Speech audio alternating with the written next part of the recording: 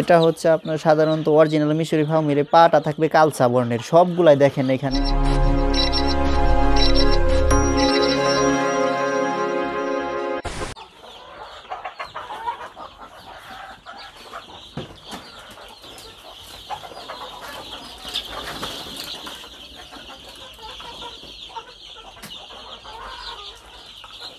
বাচ্চাগুলো একবারে সুস্থ সবল আল্লাহর রহমত। একটা বাচ্চারও দেখেন পায়খানা টায়খানা কিছু লাগে না।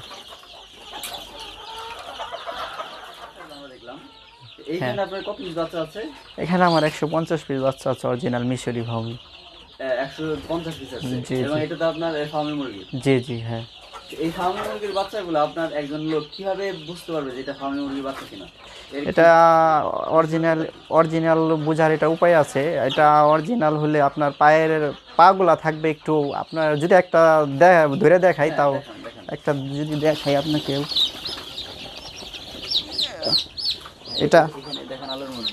এটা হচ্ছে আপনার সাধারণত অরিজিনাল মিশরি ফার্মের পাটা থাকবে কালচা বর্ণের, সবগুলাই দেখেন এখানে এ টু জেড।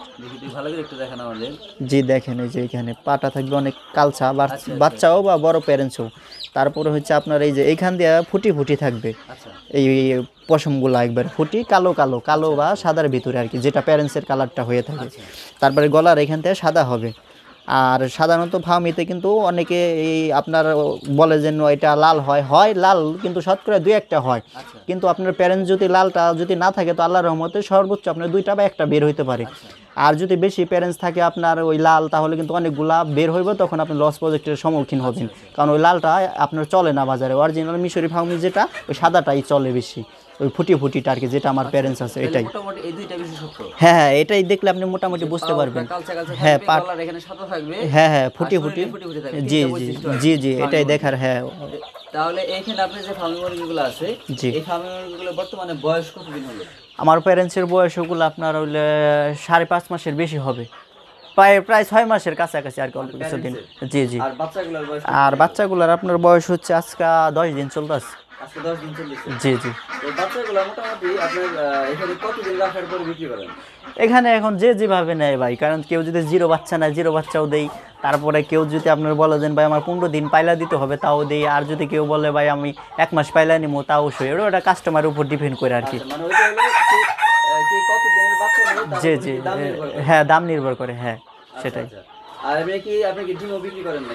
সাধারণত আমি বর্তমানে ডিম বিক্রি করি না, যেটা আমি আমার যেহেতু নিজের ইনকিউবেটর আছে, আমি নিজেই বাচ্চা ফুটাইতেছি, ওই বাচ্চা আর কি সেল করি। হ্যাঁ আমি নিজে ইনকিউবেটর বানাই নিছি। হ্যাঁ হ্যাঁ নিজেই তৈরি করছি। আমি সাধারণত ওই যে ম্যানুয়াল যদি কেউ নেয়, প্লেন শেড দিয়ে রাউন্ড করে আমি যেভাবে বানাইছি ওইগুলো যদি কেউ নেয় তাহলে আমি দেই, কারণ আমি আগেও 2-3টা আর কি বিক্রি করছি এইভাবে। কারণ জি জি জি জি জি জি অবশ্যই এটা ট্রিটমেন্ট অবশ্যই করতে হবে, কারণ মেন ওই যে আগেই তো বলছি, মেন হয়েছে আপনার বাচ্চার বোর্ডিংটা যদি ভালো হয়, সফল হয়, কোনো সমস্যা যদি না হয়, আপনার প্যারেন্টসও কোনো সমস্যা হবে না আল্লাহর রহমতে, একবার সুস্থ সবল থাকবে। দেখেন আমার বাচ্চাগুলো কিন্তু একবারে পরিপূর্ণ সুস্থ, একটাও কিন্তু ঝিমায় না বা থম ধরে রাখে নাই। আর এটা মেন হইলে আপনারা যদি বোর্ডিং করেন বাচ্চা, আপনার প্রথমত করতে হবে আপনি লিটারটা যদি এই নিচের ফ্লোরটা যদি পাকা থাকে, পাকা যদি থাকে তাহলে আপনি একটা প্লাস্টিকের চট বা এই যে বলি আমরা ওই যে যেটা পাটের বলি বস্তা, ওটা কেটে আপনার যদি নিচে যদি দিয়ে দেন বা এই বস্তা যদি দেন, তাহলে সবথেকে থেকে বোর্ডিং করার সহজ উপায়। আল্লাহর রহমতে একটা বস্তাও সমস্যা হবে না। কিসের জন্য এটা মনে করেন আমাদের মানিকগঞ্জ থেকেই বলে দিছে ডাক্তাররা, কারণ তারা আমাদের বলেছে যে এইভাবে বোর্ডিং করলে, কারণ নিচের ওই ঠান্ডা তাপটা আপনার উপরে উঠতে পারে না, কারণ ওই তাপটা ধরে রাখে ওই উপরের বস্তাটায়, কারণ নিচেরটা উপরে যেতে পারে না আর উপরেরটাও নিচে যেতে পারে না আর কি। এইভাবে বোর্ডিং করলে বাচ্চাগুলো অনেক সুস্থ সবল থাকে। তারপরে অ্যান্টিবায়োটিক চালাইতে হয়, আমিও চালাই, ভ্যাকসিন করছি। আপনার বাচ্চাকে কি ভ্যাকসিন করতে হচ্ছে? এখন বর্তমানে আমি আপনার হইলে একটা ভ্যাকসিন করছি, 3 থেকে 5 দিন রানী ক্ষেতের BCRDB, জি এটা করতেই হবে। এরপরে নেক্সট ধাপে কবে কত বয়স হলে আপনার? আর সাধারণত অনেকেই বলে ম্যারেক্স করে, কিল করে, কিন্তু এগুলো ভাই সবাই অতটা করে না, কিন্তু বলে। কিন্তু আমি যেটা লিগেল কথা আমি সেটাই বলতেছি, কারণ আমি 3 থেকে 5 দিন একটা রানীক্ষেত BCRDB করি, আর 21 থেকে 25 দিন একটা আপনার রানীক্ষেত করি ওই BCRDB সেমটাই।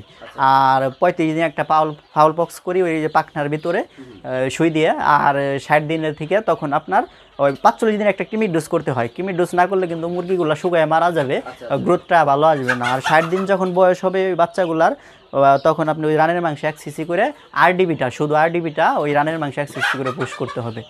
আর একটা ভ্যাকসিনের দাম কিন্তু বেশি না, সর্বোচ্চ 15 টাকা সরকারিটা। এই যে ফার্মি মুরগির যে ধরনের ভ্যাকসিনের কথা বললেন, আপনার দেশি মুরগির ক্ষেত্রে কি সেম কোয়ালিটি? হ্যাঁ, same quality, same vaccine, same. তাহলে প্রথমে মুরগির বাচ্চাটা যখন হবে, আপনার হওয়ার পরে প্রথম ফার্স্ট ট্রিটমেন্ট কোনটা? সর্বপ্রথম আমি আপনার একটা, আমার ডাক্তারে মানিকগঞ্জ থেকে আমার পশু ডাক্তারে একটা ওষুধ দিচ্ছে, ওটা হলো নিউম্যাক্স বেট। সর্বপ্রথম বাচ্চাগুলো বের হওয়ার পরে 3 থেকে 5 দিন খাওয়াতে বলছে। এটা কি লিকুইড? এটা পাউডার, এটা পানির সাথে 1 লিটার 1 গ্রাম দিতে বলছে 3 থেকে 5 দিন। এটা প্রথম 3 থেকে 5 দিন খাওয়াতে হবে। হ্যাঁ, নিউম্যাক্স বেট। জি জি। তারপর সেকেন্ড 5 দিন তারপরে 3 থেকে 5 দিন যদি কেউ 3 দিন দেয়, পরে যদি আবার 1 দিন যদি লাইসোবিট দেয়। লাইসোবিটটা কি, এটা বাচ্চা যদি দুর্বল থাকে, এটা রোগ প্রতিরোধ ক্ষমতা অনেক বেশি বৃদ্ধি করে, স্ট্রং থাকে বাচ্চাগুলো, তো ওইটাও দিতে পারবে। আর কেউ যদি করে বলে আমি বেসরকারি করবো, আপনার ওই যে দিবো, ওই যে অ্যান্টিবায়োটিক দিবো বাচ্চা নাভি শুকানোর জন্য, ওটাও দিতে পারবে। কিন্তু আমাকে যেটা দিচ্ছে আল্লাহর মতে, এটা কম রেটের ভিতরে অনেক ভালো। আর যেটা আপনি জানেন সেটা ভ্যাকসিনটা বললেন, এটা প্রথম দিতে হয় কতদিন বয়সে? এটা সর্বপ্রথম হলে বিসিআরডিবি 3 থেকে 5 দিনে। 3 থেকে 5 দিনের মধ্যে হ্যাঁ করতে হয়। হ্যাঁ, এটা তারপর কতদিন পর দিতে হয়? এটা আপনার হইলে আবার 21 দিনে করতে হয়, 21 থেকে 25 দিনে সেমটাই বিসিআরডিবি। 21 থেকে 25 দিনের মধ্যে করতে হয়। হ্যাঁ করতে হয়। আর কেউ যদি গামবুড়ো করে তাহলে 11 থেকে 18 দিনে একটা গামবুড়ো করতে পারে, কিন্তু আমি গামবুড়োটা করি না, ওটার দাম বেশি, এই কারণে আমি গামবুড়োটা করি না, আর এটার প্রয়োজনও হয় না আল্লাহর রহমতে। আচ্ছা আচ্ছা আচ্ছা। তার মানে মোটামুটি এই ট্রিটমেন্ট মূলত মুরগি পালনের ক্ষেত্রে, একজন যদি মুরগি পালন করতে চায় তাকে এই বিষয়গুলো আগে মানে নলেজে রাখতে হবে। হ্যাঁ, নলেজে রাখতে হবে, বুঝতে হবে কি সমস্যা হয়েছে, এগুলো A to Z মোটামুটি যদি নলেজ আসে তা আল্লাহর রহমতে কোনো সমস্যা হবে না। আর সাধারণত মুরগির ক্ষেত্রে আপনার মেন হয়েছে ঠান্ডাটা।